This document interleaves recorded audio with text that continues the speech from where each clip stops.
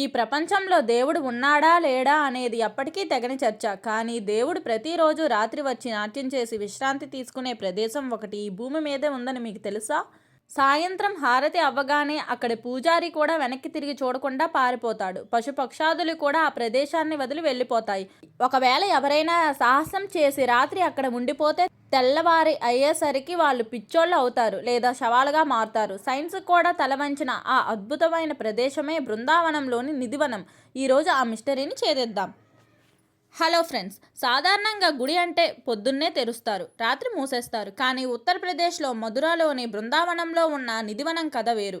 ఇది కేవలం ఒక వనం మాత్రమే కాదు, శ్రీకృష్ణుడి లీలాస్థలం. ఇక్కడ ప్రతి అణువులోనూ ఒక రహస్యం దాగి ఉంది. నాసా శాస్త్రవేత్తలు, హేతువాదులు ఎంతోమంది దీని వెనుక ఉన్న నిజాన్ని తెలుసుకోవాలని ప్రయత్నించారు. కానీ ఎవరూ పూర్తి సమాధానాన్ని కనుగొనలేకపోయారు. అసలు ఆ రాత్రిపూట ఆ తలుపులు మూసాక లోపల ఏం జరుగుతుంది? ఆ చెట్ల వెనుక ఉన్న కథ ఏంటి? ఈ వీడియో చివరి వరకు చూడండి, ఎందుకంటే చివరిలో చెప్పే విషయాలు మీ వెన్నులో వణుకు పుట్టిస్తాయి.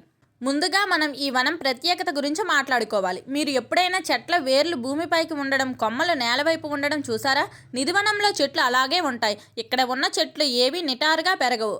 అన్నీ ఒకదానికొకటి పెనవేసుకుని వంకర టింకరగా ఉంటాయి. స్థల పురాణం ప్రకారం ఈ చెట్లు సామాన్యమైన చెట్లు కాదు, ఇవి గోపికలు. అవును ఫ్రెండ్స్, మీరు విన్నది నిజమే. పగలు చెట్లుగా ఉండే ఇవి రాత్రి కాగానే గోపికలుగా మారిపోతాయని, శ్రీకృష్ణుడితో కలిసి నాట్యం ఆడతాయని ఇక్కడ భక్తుల నమ్మకం. అందుకే ఇక్కడ ఏ రెండు చెట్లు విడిగా ఉండవు, అన్నీ జంటగానే ఉంటాయి. మరో విచిత్రం ఏంటంటే ఈ ప్రాంతం అంతా ఎడారి నేలలా నీళ్లు లేకుండా ఉంటుంది. కానీ ఈ చెట్లు మాత్రం ఏడాది పొడవునా పచ్చగా కలకల్లాడుతూ ఉంటాయి. ఇది సైన్స్కి కూడా అంతు చిక్కని ప్రశ్న. ఇప్పుడు మనం అసలు మిస్టరీలోకి వెళ్దాం. అదే రంగ్ మహల్. నిధివనం మధ్యలో ఒక చిన్న గది ఉంటుంది. దీనిని రంగ్ మహల్ అంటారు. ప్రతిరోజు సాయంత్రం 7 గంటల లోపు పూజారులు ఇక్కడ ఒక ప్రత్యేకమైన సేవ చేస్తారు. గదిలో ఒక వెండి మంచాన్ని సిద్ధం చేస్తారు. దాని మీద పట్టు పరుపు వేస్తారు. పక్కనే రాధాకృష్ణుల కోసం నీళ్లతో నిండిన ఒక వెండి బిందె, 2 పళ్ళు తోముకోవడానికి వేప పుల్లలు, తినడానికి కొన్ని లడ్డూలు, పాన్లు పెట్టి గదికి 7 తాళాలు వేసి వెళ్ళిపోతారు. మరుసటి రోజు ఉదయం 5 గంటలకు పూజారి వచ్చి తలుపులు తెరిసేసరికి ఆ దృశ్యం చూసి ఎవరైనా షాక్ అవ్వాల్సిందే. ఆ మంచం మీద పరుపులు ఎవరో పడుకుని లేచినట్లుగా నలిగిపోయి ఉంటాయి. నీళ్ళ బిందెలు ఖాళీగా ఉంటుంది. లడ్డూలు సగం కొరికి ఉంటాయి. తాంబూలం నమిలి ఉమ్మినట్లుగా ఆనవాళ్లు ఉంటాయి. రాత్రిపూట మనుషులు వెళ్ళలేరు. కనీసం ఈక కూడా చొరబడలేనంత పగడ్బందీగా తాళాలు వేసిన గదిలోకి వచ్చిందెవరు, తినిందెవరు? ఇది వందల ఏళ్లుగా జరుగుతున్న ఒక అద్భుతం. మీకు ఒక సందేహం రావచ్చు, ఇదంతా నిజమా అని తెలుసుకోవడానికి రాత్రి ఎవరైనా కెమెరా పెట్టొచ్చు కదా, లేదా దొంగచాటుగా దాక్కోవచ్చు కదా అని. చాలామంది అలాగే అనుకున్నారు. కానీ ఆ ప్రయత్నం చేసిన వాళ్ళెవరూ ఆ విషయం చెప్పడానికి మామూలు మనుషులుగా మిగలలేదు. కొన్నేళ్ల క్రితం జైపూర్ నుండి ఒక ఫోటోగ్రాఫర్ ఈ రహస్యాన్ని ఛేదించడానికి రాత్రి చెట్ల పొదల్లా దాక్కున్నాడు. మరుసటి రోజు ఉదయం అతను అపస్మారక స్థితిలో దొరికాడు. స్పృహలోకి వచ్చాక అతను ఎవరినీ గుర్తుపట్టలేకపోయాడు. మాట పడిపోయింది. అతను ఏం చూశాడో చెప్పలేక చనిపోయాడు. అలాగే ఇంకొక వ్యక్తి రాత్రి నిధవనంలో దాక్కున్నాడు. తెల్లవారిసరికి అతని కళ్ళు పోయాయి. చెవిటివాడిగా మారిపోయాడు. స్థానికులు చెప్పేది ఒకటే, రాత్రి జరిగే ఆ రాసలీల అనేది సామాన్య మానవులు చూడకూడదని ఒక దివ్యమైన దృశ్యం. ఆ తేజస్సుని మన కళ్ళు తట్టుకోలేవు. ఆ శబ్దాన్ని మన చెవులు భరించలేవు. అందుకే ఎవరు చూసినా షాక్తో చనిపోతారు లేదా పిచ్చివాళ్ళు అవుతారు.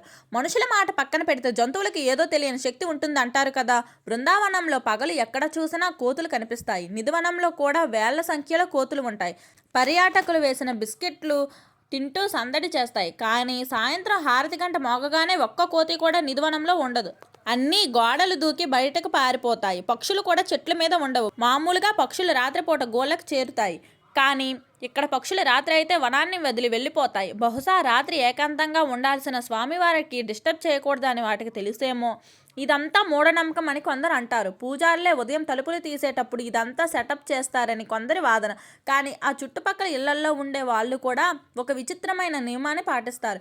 నిధివనం చుట్టూ ఉన్న ఇళ్లకు కిటికీలు అస్సలు ఉండవు. ఒకవేళ ఉన్నా సాయంత్రం 7 దాటితే గట్టిగా మూసేస్తారు. పొరపాటున కూడా అటువైపు చూడరు. ఎందుకంటే కిటికీలోంచి ఆ వెలుగు చూసినా కళ్ళు పోతాయని వారి భయం.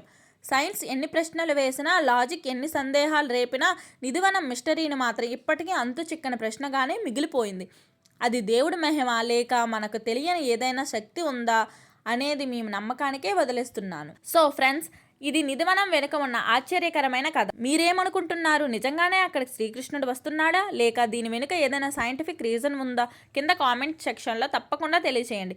మీకు ఇలాంటి మిస్టరీ వీడియోలు ఇంకా కావాలంటే ఈ వీడియోని లైక్ చేయండి, అది నాకు చాలా బూస్ట్ని ఇస్తుంది. అలాగే మన ఛానల్ని సబ్స్క్రైబ్ చేసుకోవడం మాత్రం మర్చిపోవద్దు. పక్కనే ఉన్న గంట సింబల్ కొడితే నేను ఏ వీడియో పెట్టినా మీకు తెలుస్తుంది. మరో ఇంట్రెస్టింగ్ వీడియోతో మళ్ళీ కలుద్దాం. అంతవరకు సెలవు. Bye friends.